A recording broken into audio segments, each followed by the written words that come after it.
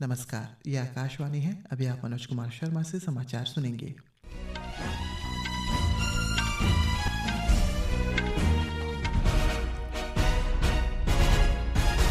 पहले मुख्य समाचार।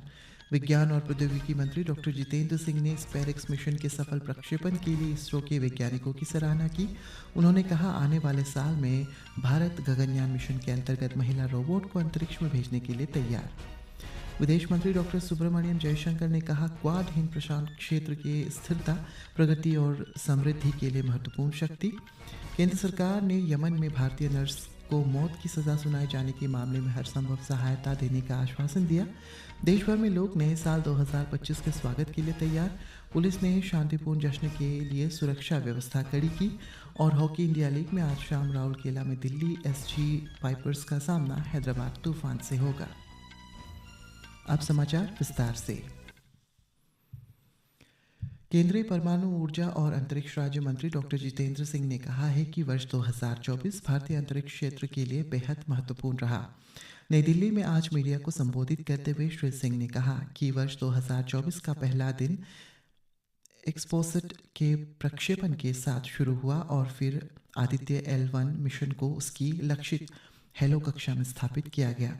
इसके बाद अगस्त में पहला राष्ट्रीय अंतरिक्ष दिवस मनाया गया और कल इसरो ने स्पेरेक्स मिशन शुरू किया। उन्होंने कहा है कि इस वर्ष गगनयान मिशन के लिए भी कई प्रक्षेपण हुए हैं। डॉक्टर सिंह ने कहा है कि प्रक्षेपण लगभग पूरे हो चुके हैं और अगले वर्ष किसी भी समय एक महिला रोबोट के साथ इसकी ड्रेस रिहर्सल होगी। श्री सिंह ने कहा है कि डॉकिंग तकनीक के लिए स्पेरेक्स मिशन भारत द्वारा किए गए पहले प्रयोगों में से एक है। अंतरिक्ष डॉकिंग प्रणाली का उपयोग गगनयान और भारत के अंतरिक्ष स्टेशन कार्यक्रम के बाद के चरण को किया जाएगा। उन्होंने कहा है कि प्रधानमंत्री नरेंद्र मोदी के आत्मनिर्भर भारत के मंत्र के अनुरूप है।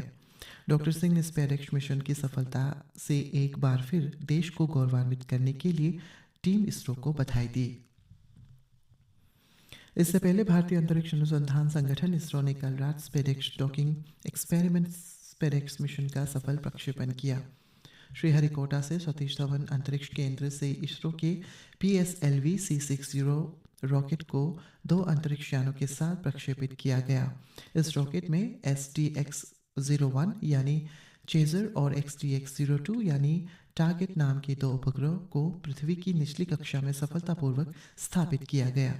ये दोनों उपग्रह अगले 10 दिन के दौरान अंतरिक्ष में संयुक्त करने के लिए आगे बढ़ जाएंगे। विदेश मंत्री डॉक्टर सुब्रमण्यम जयशंकर ने कहा है कि क्वाड हिंद प्रशांत क्षेत्र की स्थिरता, प्रगति और समृद्धि के लिए एक महत्वपूर्ण शक्ति के रूप में खड़ा है।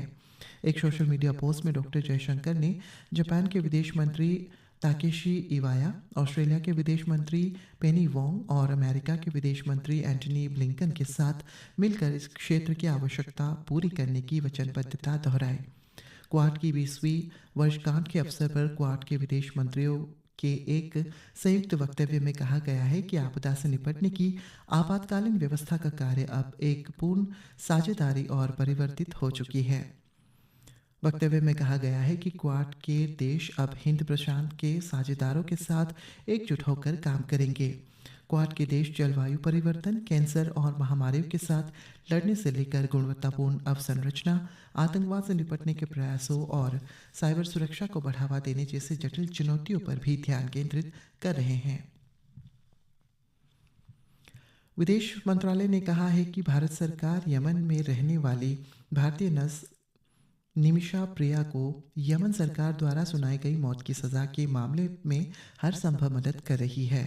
विदेश मंत्रालय के प्रवक्ता रणधीर जायसवाल ने कहा है कि सरकार यमन की घटना से अवगत है।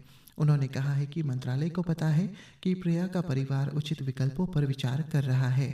मीडिया रिपोर्ट्स के अनुसार सुश्री प्रिया केरल की रहने वाली है और यमन में हत्या के मामले में दोषी पाई गई थी।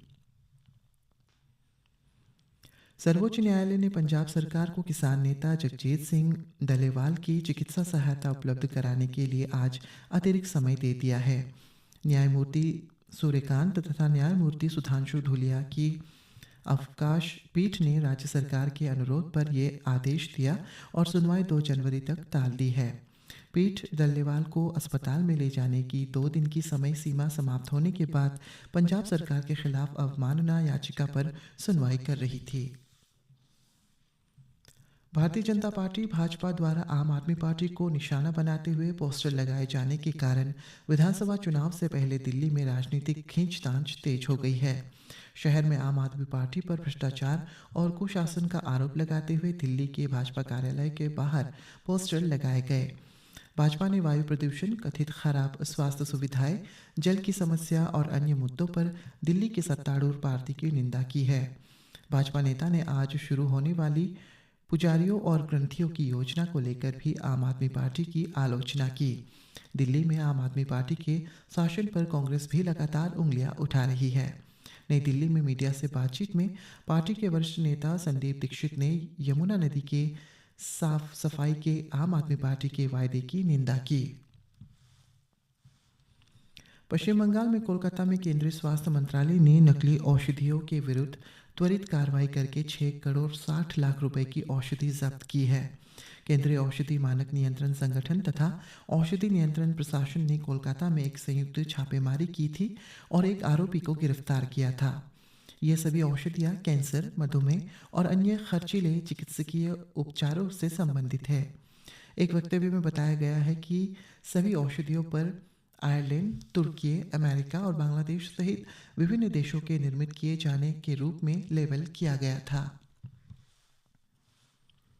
पिछले 10 वर्षों में मेक इन इंडिया पहल ने राष्ट्र निर्माण के प्रयासों में महत्वपूर्ण भूमिका निभाई है। प्रधानमंत्री नरेंद्र मोदी ने 25 सितंबर 2014 में यह पहल शुरू की थी। हमारे संवाददाता ने बताया है कि इस योजना ने भारत को वैश्विक विनिर्माण केंद्र और सशक्त बनाने के उद्देश्य का एक ऐतिहासिक दशक पूरा कर लिया है। मेक इन इंडिया कार्यक्रम का उद्देश्य विनिर्माण क्षेत्र को पुनर्जीवित करना, रोजगार सृजन को बढ़ावा देना और स्थानीय उत्पादों को बढ़ावा देकर देश की अर्थव्यवस्था को बढ़ावा देना है। अब मेक इन इंडिया के दूसरे चरण में 27 क्षेत्रों को शामिल किया गया है। ये कार्यक्रम महत्वपूर्ण उपलब्धियों और नए जोश के साथ बढ़ रहा है, जिससे वैश्विक विनिर्माण परिदृश्य में एक प्रमुख खिलाड़ी के रूप में भारत की स्थिति मजबूत हुई है। मेक इन इंडिया ने जहां 2014-15 में $45 बिलियन से अधिक की प्रत्यक्ष विदेशी निवेश लाया, वहीं 2021-22 में लगभग $85 बिलियन का रिकॉर्ड प्रत्यक्ष विदेशी निवेश लाया। अप्रैल 2014 और मार्च 2024 के बीच भारत ने 667 बिलियन से अधिक प्रत्यक्ष विदेशी निवेश आकर्षित किया, जो पिछले 24 वर्षों में प्राप्त कुल प्रत्यक्ष विदेशी निवेश का लगभग 67% रहा। 2024 में अपनी शुरुआत के एक दशक बाद मेक इन इंडिया भारत की सबसे प्रभावशाली आर्थिक पहलों में से एक के रूप में उभरा है। भारतीय रिजर्व बैंक की ताज़ा वित्तीय स्थिरता रिपोर्ट के अनुसार भारत के बैंकों की परिसंपत्ति गुणवत्ता में सुधार हुआ है और सकल गैर निष्पादित परिसंपत्तियां GNPA सितंबर 2024 में कुल अग्रिम के 2.6% तक कम हो गई है। ये पिछले 12 वर्षों में सबसे कम है। इस अवधि के दौरान शुद्ध NPA अनुपात लगभग 0.6% रहा। देश भर में नववर्ष 2025 के स्वागत के लिए तैयारियां जोरों पर है। इसे देखते हुए पुलिस ने सुरक्षा कड़ी कर दी है। दिल्ली और राष्ट्रीय राजधानी क्षेत्र के लोग नववर्ष 2025 का स्वागत करने के लिए तैयार हैं। हमारे संवाददाता ने बताया है कि राजधानी में इसके लिए काफ़ी तैयारियां की गई है। दिल्ली यातायात पुलिस के अपर आयुक्त दिनेश कुमार गुप्ता ने दिल्ली पुलिस की जानकारी के आधार पर बताया कि नववर्ष समारोह के मद्देनज़र परामर्श जारी किया गया है। इस बीच मुंबई और नवी मुंबई पुलिस ने भी नववर्ष समारोह के लिए सुरक्षा और शांति बनाए रखने के उद्देश्य से कड़ी सुरक्षा व्यवस्था की है। नवी मुंबई के पुलिस आयुक्त मिलिंद भांबरे ने कहा है कि कानून व्यवस्था बनाए रखने के लिए 15,000 पुलिस कर्मियों को तैनात किया गया है। मौसम विभाग ने आज ओडिशा, असम, पश्चिम बंगाल, सिक्किम, मेघालय, मणिपुर, नागालैंड और त्रिपुरा में घने कोहरे छाए रहने का अनुमान व्यक्त किया। अगले 2 से 3 दिनों तक पंजाब, हरियाणा, चंडीगढ़, उत्तराखंड, उत्तर प्रदेश, राजस्थान और हिमाचल प्रदेश में भी इसी तरह की स्थिति रहने की उम्मीद है। और हॉकी इंडिया लीग में आज दिल्ली SG पाइपर्स का मुकाबला राउरकेला में हैदराबाद तूफान के साथ होगा और ये मैच रात 8:15 बजे शुरू होगा। इसी के साथ ये समाचार बुलेटिन समाप्त हुआ। नमस्कार।